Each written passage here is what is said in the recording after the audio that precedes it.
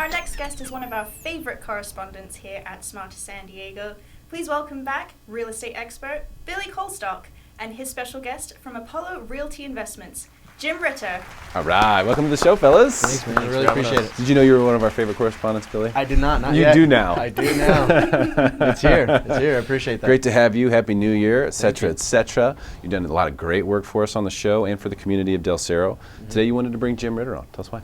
You know, I really wanted to bring Jim because of how much great work they're doing. Mm-hmm. They're doing great work in the communities. Their product is fantastic, and they really stand behind what they present to the market. So I really wanted to bring that to the forefront so that they can tell people a little bit about their business. Okay, Jim, tell us your story. As Billy mentioned, our company's Apollo Realty Investments. So we buy distressed homes, renovate them, and resell them. Okay. So there's quite a few out there. There's always going to be houses that have foundation problems or haven't been updated in years, and so we buy those and renovate them. So would you call yourselves a flipper? I don't like that term. Is that a bad word, F word, flipper? Well, there are some renovation companies that do, people call it lipstick on a pig, where they just do the very bare minimum and sell it. But we don't do that because we have a reputation to uphold. And so when we sell these things, we stand behind them. The buyer may come back to us in a year. Oh, this issue came up. We're going to fix that, because although that buyer's never going to buy another house from us, likely the agent that worked with them, we want to be on good terms with them. So okay, that makes sense. Seen that? Yeah. That's the thing. This is the product that they present to the market. They're always trying to better their product, better their systems, and make sure that they're putting something out there that's good. Yeah, I've never heard of an investor group or a flipping company that will come back a year later and fix something if there's a problem. I've never heard of that before. Yeah. So that's definitely going to make you stand out amongst the crowd.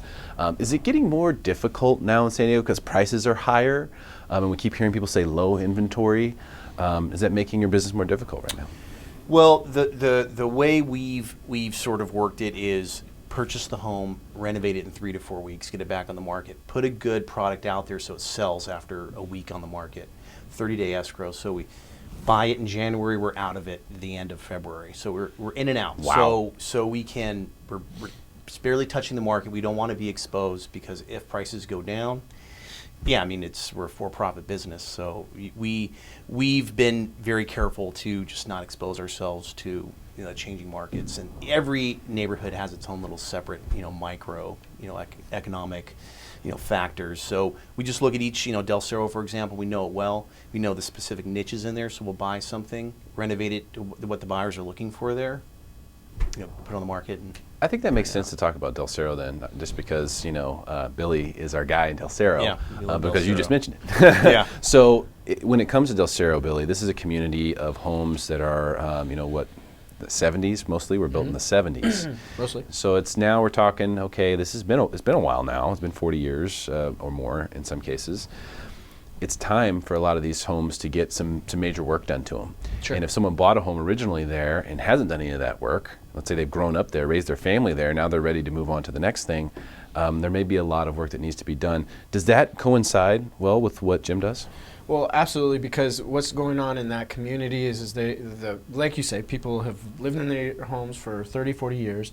Maybe they haven't done a lot of upgrades to the home. Maybe they haven't done the improvements. Or maybe just the property isn't what the market is desiring right now. Gotcha. And so, yes, it is a perfect property for them. Now, Jim and his company are a for-profit business, and so they are going to be writing offers that might be lower than what the market is going to bear. Yet, if you're someone who's looking for, maybe you inherited the property, and you're out of state, and you don't want to mess with bringing the property up to date, up to the current selling standards, then this is going to be the right avenue for you. Okay, that makes sense. Because when we look at the Del Cerro community in general, we see that it's not growing. It kind of is what it is. There's one little development, I think they're going to build 20 homes or something like that, and there hasn't been a development there in decades. Right. So it kind of is what it is. And what you see a lot of times in those types of communities is the sellers don't have to make as many improvements to get away with selling the property for close to market value. because of the fact that there just aren't that many homes for sale. Someone wants to live in Del Cerro, okay, yeah, we'll have to deal with that. We'll have to take care of it on our own as the buyer. So I feel like if you did have a property to sell and you were able to get it into tip-top shape, you might be able to really get a lot of money for it. Yeah, absolutely. Beck, did you have a question? Yeah, I was going to say, kind of based off of what you said, I think this is more of a question for you, Jim, but I'm sure you can answer as well, Billy.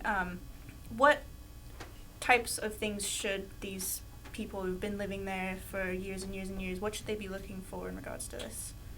Really anything that is going to affect the house's ability to get financing on it. So foundation problems. If it has a wood shake roof, a lot of these things can restrict a buyer being able to get financing. And so it's going to have to sell to a cash buyer like us because the bank just won't loan on it based on its condition. So yeah, the main things are the foundation problems. Other things that may not be apparent to a bank, but an appraiser that goes into a property, but will be apparent to a buyer when they do an inspection, are plumbing problems. Old cast iron. These older homes, they have it. Cast iron collapses, and that's going to scare away a lot of buyers. And so that's where we come in. We're used to purchasing homes with thousands of dollars of repairs needed. And obviously we have competition. We're competing against other investors, but unfortunately, back to some of the flippers, one little tactic is submit a high price when you know there are repairs needed, and then ask for price reductions later. And so we don't do that. Again, we have a reputation to uphold, so by doing that, you only burn bridges. Oftentimes we're paying for the closing costs as well, so title and escrow, broker commissions. I mean, we want to make that process as smooth and as easy as possible for homeowners. So we'll write our offer. If it's not on the market, seller just comes to us directly. We just write the offer and we say we're going to pay all the closing costs. So pretty much we give a net offer, and that's what the seller's going to get at the end. Fantastic stuff. I want to take this opportunity, since I have you guys and I have a couple minutes left. You guys are very active in the real estate market here in San Diego. What does the future of the San Diego real estate market hold, in your opinion? You want to go first? Yeah, I'm optimistic. We talk about what a healthy market should be, and we should see gentle ups and downs in values. I think we're going to see a little bit of an increase this year. For me, I'm obviously investing in homes that need to be renovated, and I'm in and out of the market quickly. So for me, I just need to pay attention to the houses that are pending, calling those agents and seeing exactly where those are closing at, and just paying attention to overall market times.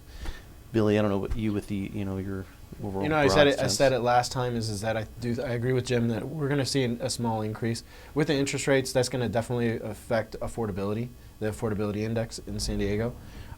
We still have very low inventory. The inventory probably will go up, but if we stay underneath 3 months of inventory, we will see increases in the market. It's just a matter of how much. So it'll be interesting to see where our inventory is in April. March, April is where we typically see the inventory peak. Gotcha. So that'll kind of be the telltale sign of what happens overall in San Diego, whether we start to see a little bit of a decline or if we continue on that upward trend that we've been on. Fantastic stuff. You can see why he's our guy in Del Cerro. If you're looking to buy or sell real estate, call Billy Colestock. Thank you guys so much for both being here today and sharing your knowledge. Appreciate it very much. Thank you. Stick around for more Smarter San Diego TV, where we guarantee to make you smarter than everyone else, commercial free.